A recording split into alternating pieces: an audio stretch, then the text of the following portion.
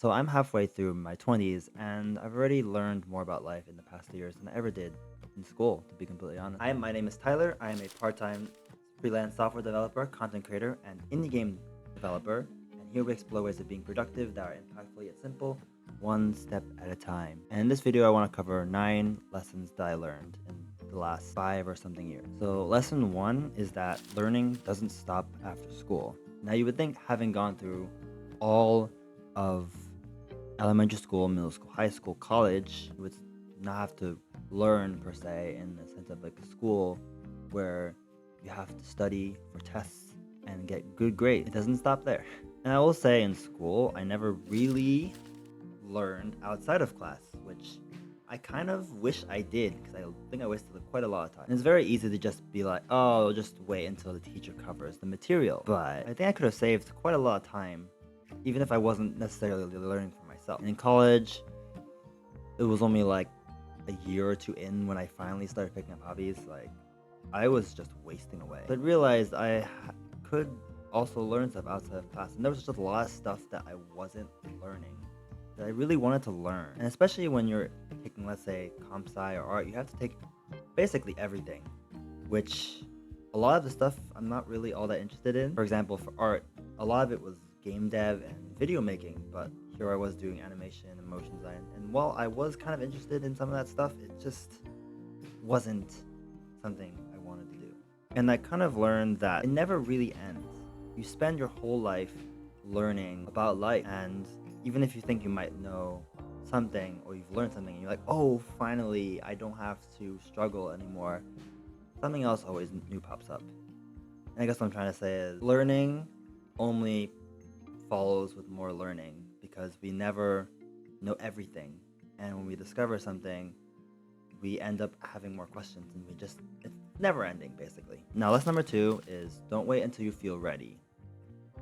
This can essentially apply to all things like dating, like job stuff, like making YouTube videos on the internet, because heck, I never feel ready. And I used to hesitate because I would never feel like I was ready enough and that I was competent enough and that I had the right things enough, and just a lot of excuses overall. And especially for online dating, I just didn't know if the right person made sense or if, things would work out, or like I just didn't feel ready to date because I didn't know what I was doing. But I kind of learned very quickly that you just kind of have to meet people. It doesn't matter if you're not feeling ready. Yes, there is some aspect of, yes, work on yourself. You have to do stuff, learn stuff, you gotta work on yourself and all that jazz. But I think as long as you've got a fairly stable head on, I think it doesn't matter if you feel ready or not. Like, you just gotta do stuff. And I guess what I'm trying to say is that action begets motivation, and then motivation pushes action, and then it's basically a self-feeding cycle. And okay, sometimes you need to heal from a relationship, or you need to heal from a conflict, or you just need money, crying out loud. But I think overall, action is more important, at least for me. Lesson 3. Sometimes you need to plan, but sometimes you don't. I do think that even as someone who kind of just wings a lot of his stuff and spiels, sometimes I just don't plan. I mean, like for these videos, I do generally have an outline of what I want to say, but I don't script every single word. And I think if I had spent all that time scripting, I would never get to the video because I would be trying to make it perfect. And it probably just wouldn't be sustainable in the slightest, because I would spend probably 2 weeks scripting and then recording for like 2 hours probably, and then it just would be too tiring. Now, let's not say that some plan is bad. I do think a plan is good for like keeping your direction, especially for, let's say, a long-term project like a game where you have to keep focused on what your game looks like. If you can't just suddenly turn an FPS into a role-playing visual novel, that's just completely 180. But I do think having enough of a plan is enough. So I guess what I'm trying to say is a balance is sometimes good. Just enough to guide you, but open enough to be open for change, for unexpected results. Lesson number 4 is control what you can, not what you can't. I think this can be very easily summed up in me wanting to make friends back in college. And I can definitely say that I did what I could for what I was able to. And what I mean by that is I reached out to people. I still tried to interact with people and talk. But at the end of the day, I could not make someone want to be my friend. And I thought I could do that. I thought I can make, if I show up enough times, I could be friends with people. I could make anything work. But that's just not realistic. So I decided for myself that I would control what I can. Like, sure, maybe I can't make this YouTube thing work, but I can at least make videos consistently and make it the best videos I can and improve my skills. That's stuff I can control. And it's a reminder to take responsibility for myself and to keep going. Yes, it matters what happens outside, but it shouldn't affect my actions in terms of sense of control. Lesson number 5 is slow and steady wins the race. I remember when I was elementary school, I had this idea. I wanted to make this very, very portable computer for coding because I was really into coding back then. And it was just this weird fantasy of like, oh, I wanted to be able to do anywhere I want. I wanted this really snazzy gadget. But quickly I would realize that I would need to know how to use circuits. I would need to know how computers work. I would need, like, even if I was to reverse engineer stuff, I would still need to understand those concepts. And I expected myself to understand that like in weeks, maybe even less. I don't remember. But often also I would struggle to figure out how I would get from A to B, and I expected myself to have this sort of linear progression, when in reality, it's more like all over the place. And I've since then adopted slow and steady. Sort of, if you remember the turtle and the hare was the rabbit, I don't remember. But anyway, essentially the rabbit tries to outpace the turtle or tortoise or whatever, and then they decided to get really cocky and then decided to wait at the end and not finish. Meanwhile, the tortoises keep going, keep going, keep going, and next thing you know, it passes the rabbit. And he's like, "How did you beat me?" So you got a little too confident by trying to be fast and thinking you're the best. But I eventually beat you because I kept going. And I guess it's to say that little things build up over time and eventually you get there. Trying to get there as fast as sometimes isn't the most sustainable, in my opinion. At least for me, I found that if I tried to push myself so fast and so far, it would just be so hard to keep doing it every day because I would want to do something else. I have life priorities and whatnot, and it was just impossible to keep up with it. And I would let myself down as a result. And so, simple systems and daily habits, like for language learning, do this amount every day, do this amount that day, or exercise, do this amount of minutes, just do it twice a week. Sustainable and patience pays off. Lesson 6 is putting skin in the game motivates. I definitely will say I am very grateful for my parents. They basically paid for a lot of my life, and I had the convenience not a lot of people have, where their parents are very generous, and I could honestly ask for stuff and I would get it. Sounds very spoiled. But as I got older, I think there was this part of me that was really scared of spending money because I never actually spent my own money. And I felt like it made more sense to just save. And yes, saving is important also because you obviously want to be able to invest it and then be able to grow your money and have it work for you. All that stuff, all that basic money stuff that you see all around the internet all the time. But I feel like personally, I didn't have like a personal stake in money, like the value of it for me.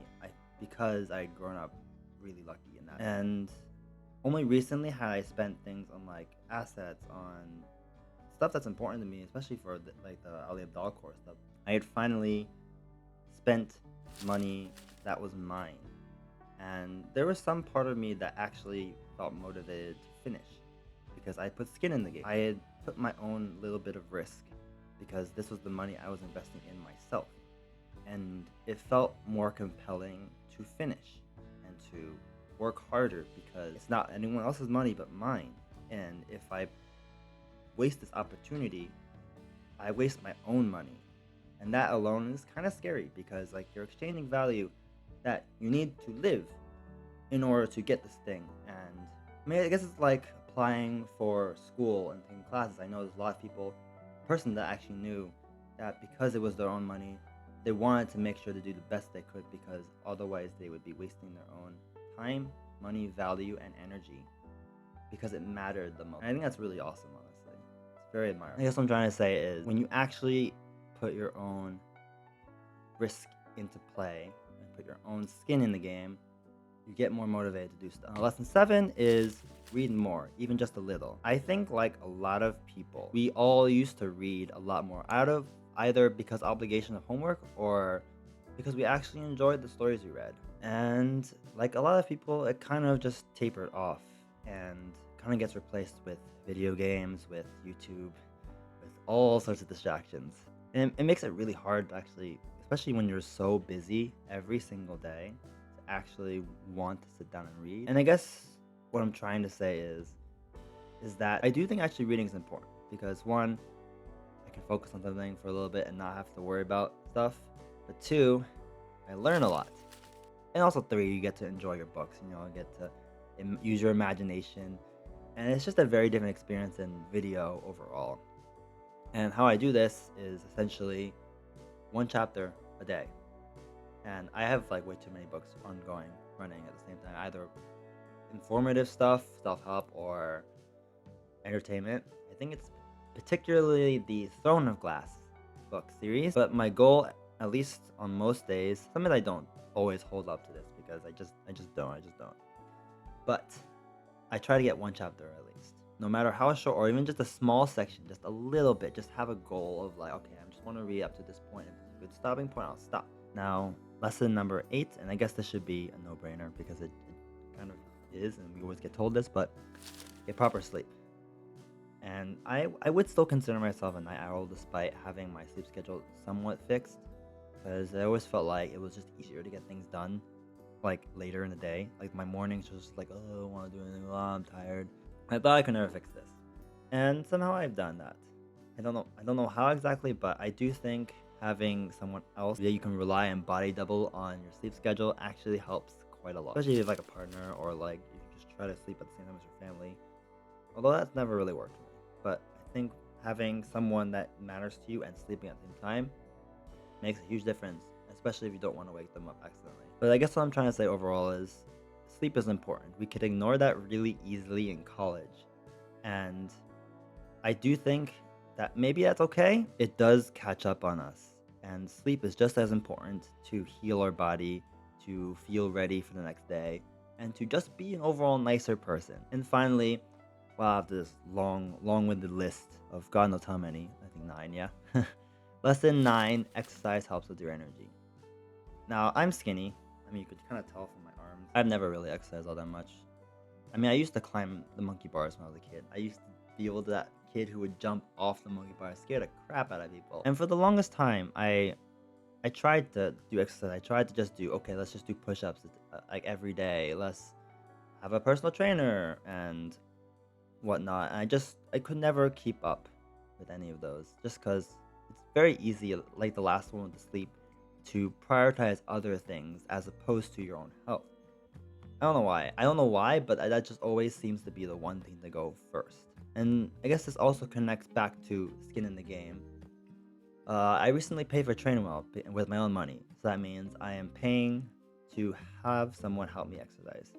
And I think a lot of it takes out a lot of the having to decide what I need to do, getting bored, having some accountability as well, which I guess ties into the body doubling that I mentioned earlier. And I guess what I'm trying to say is also that for me personally, exercise just helps me feel better. And I am pretty sure that us as humans are not made to be sedentary, sitting down like I am right now all the time. And frankly, I don't want my muscles to atrophy. I want to be able to use my muscles for most of my life. But yeah, those were my 9 lessons that at least I've learned. I'm curious what you have been learning in your 20s. If you're in your 20s or if you're in your 10s in high school or 30s or 40s even. I'm sure I'm gonna have to make a video on my 30s eventually.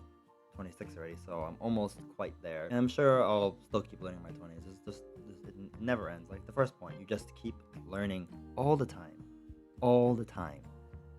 Never stop. But yeah, on a related point of lots of things I've learned, I've also decided to learn a lot more AI for my content creation stuff and whatnot, and learning.